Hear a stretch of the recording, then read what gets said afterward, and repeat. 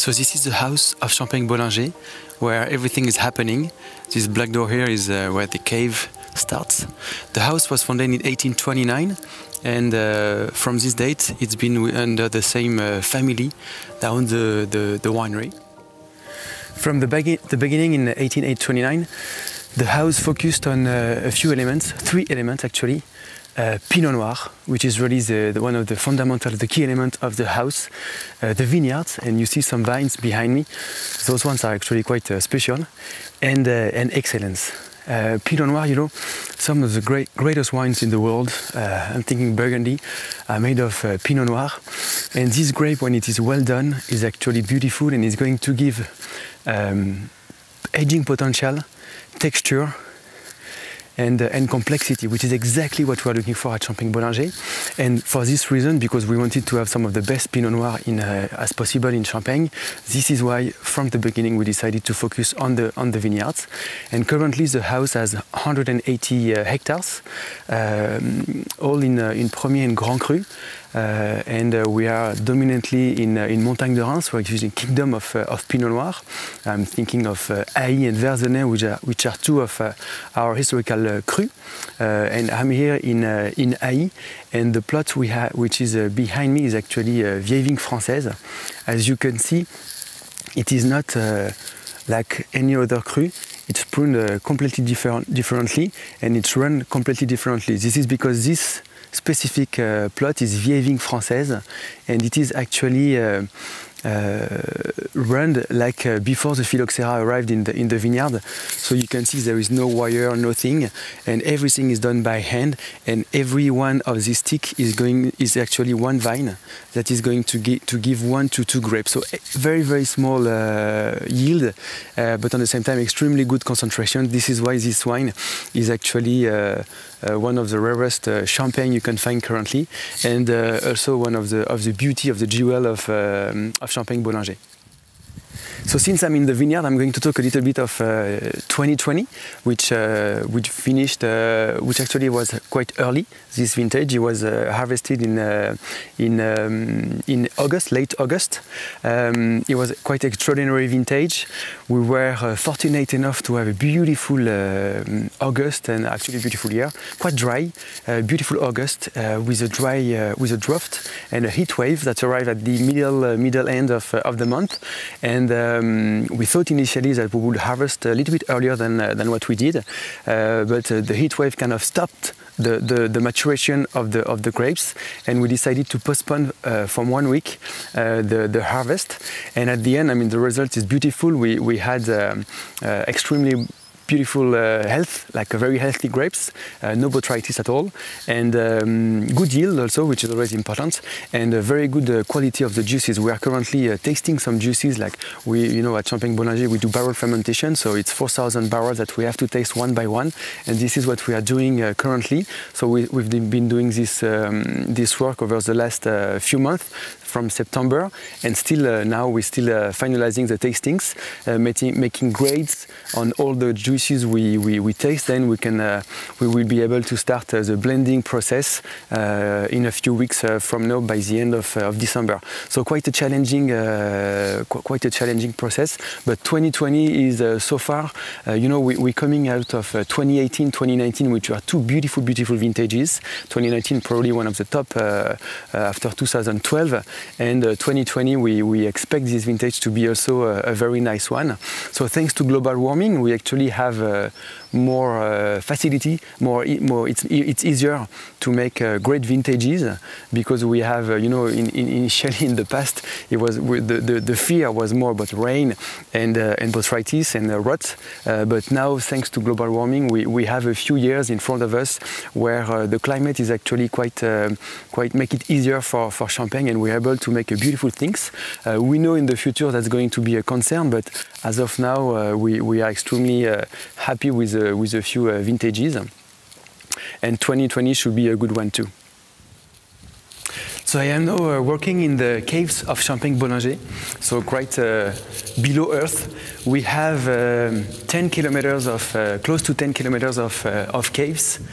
So we're now in the caves of Champagne-Bollinger, in front of what we call the Œnothèque. This is one of the greatest reserve of older wine from in Champagne. You have all the old vintages from Champagne Bollinger. It's really here for patrimony. This is our collection at Champagne Bollinger at the house, and this is where we are keeping our greatest wines, all the vintages we've made. We actually have at the back of this room the first vintage of Champagne Bollinger, which is completely unique and amazing. We have a few bottles left of 1830, the first vintage of the house. So I have been told to tell you about a new cuvée at Champagne Bollinger, which is called PNVZ15. This code is quite unusual, but it's actually when you are in the cave at Champagne Bollinger, you understand what it is, because we have chalkboards on the stacks of bottles in the cave that help us to identify what the wine is in the bottles.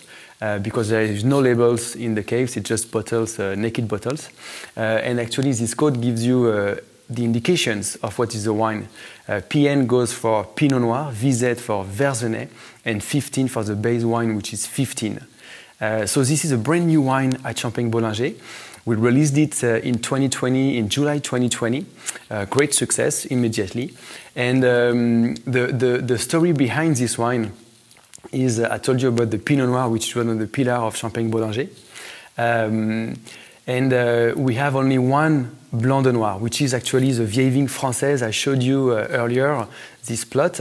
And, you know, being one of the king of Pinot Noir, with only one wine, 100% Pinot Noir, a Blanc de Noir, Vieille Vigne Française, that was kind of unusual, and we wanted to do something more. And especially as Vieille Vigne Française, it's actually difficult to find because it's rare. It's very small quantities. You saw the size of the plot, so we make 5 to 8 barrels when we make it, which is not every year.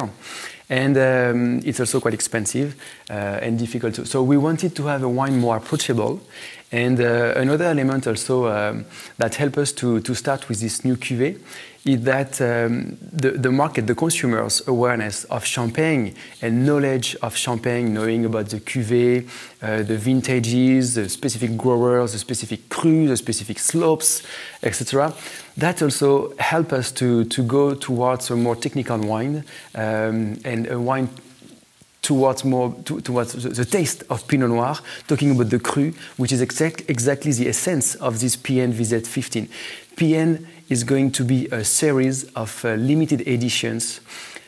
Each limited edition is going to come and explore the taste of Pinot Noir coming from our vineyards. This is the essence of this PN. The first one is coming from Verzenay with a base wine 15. And how did we approach it? We asked, our winemaker, Gilles Descotes, asked his team to do a contest, actually. And they realized there were 4 of them, and they realized a contest. Fortunately, Gilles Descotes won. His wine was actually the best, and he was elected by everybody, by the 4 winemakers at Bollinger as a top blend. And his secret, his blend, which is now the recipe for the PN, was 50%, more than 50% of the wines are barrel fermented. More than 20% of the wines are coming from reserve wine aged in magnums, which is one of the specificity of Champagne Bollinger. We believe a lot into reserve wine. This is what is going to bring the texture and the complexity of the wine. You know, it's like the spices on the dish, as the chef would say. And this is also what we are trying to achieve with our magnums of reserve wines. And 20% of reserve wines coming from magnums is actually huge. On Special Cuvée, we have less than 10%, so we double this volume, this percentage. So barrel fermentation, reserve wine aged in magnums, a lot of reserve wine, also more than 50% of reserve wine in this wine, and of course one specific cru, dominant cru, every year, which is going to be in the blend. This 2015 was actually Verzenay. And Verzenay can be quite unusual because, you know, Verzenay is not usually something you find on a single cru. because it can be austere, it can be very lean. But on the 2015, with the draft, it was a hot vintage with a draft also, and that's actually a very great combination that brings a lot of freshness to the wine, and combined with the barrel fermentation and the reserve wines in magnums, that makes a wine with a beautiful complexity, beautiful texture, and a very incredible freshness. And you will see on the finish of this wine, you have a nice salinity also that makes the wine, even if it's powerful, actually very delicate and elegant. So I'm here in another element of the parts where we do the riddling, and at Bollinger, every vintage is actually hand riddled. So this is why it is happening. We have 3 people that can do this at Champagne Bollinger. They've been trained at Bollinger, and they can do up to 50,000 bottles a day, by hand, of course. And that's when we take the sediments out of the bottle. So we moved all the sediments to the neck of the bottle upside down, and then we can do the disgorgement and taking out the sediments. So this step is still made by hand. So every single vintage, every single bottle of vintage wine, I'm talking about La Grande Année Rosé, Hardy, Vieille Vigne Française, are actually hand riddled and hand disgorged. So they go first through a barrel fermentation, then they're going to be bottled, second fermentation in the bottle, then we leave it for a minimum of 7 years for La Grande Année and La Grande Année Rosé, 15 years for Hardy, and then they go to this pupitre to be hand riddled, and then they will be disgorged by hand also. So at Champagne Bollinger, we have a core range of 5 wines, Spécial Cuvée, which is our flagship, non-vintage. Then we have Rosé, also non-vintage. And then we move to the vintage side with La Grande Année Rosé, and Hardy, which is our prestige cuvée. And on top of that, then you have Vieille Vigne Française, which is really a cult wine, kind of, very, very rare. And we just added this year in this line of Blanc de Noir, the PN VZ15, and next year it will be a PN16 with the surprise for the cru. And every single cuvée has its own identity. Even if La Grande Année Rosé, for instance, they follow the same process as the other vintages, then it comes to the blend, where the grapes are coming from, and what percentage we put of each grapes. That is really what's going to make the key difference of the wines, along with the time on the lees. My favorite cuvée of the range, it's La Grande Année Rosé. Beautiful wine, very exceptional tasting, unusual tasting. And in regards to vintage, the 2012 that we are currently having on the market is actually a beautiful wine, still with a lot of freshness. And if we talk at vintages, without talking about cuvée, I will go to a very deep experience that I had tasting once, 1929. From Champagne Bollinger, which was one of the favorites of Madame Bollinger also. So great tasting, a lot of good surprises at Champagne Bollinger. Bye bye.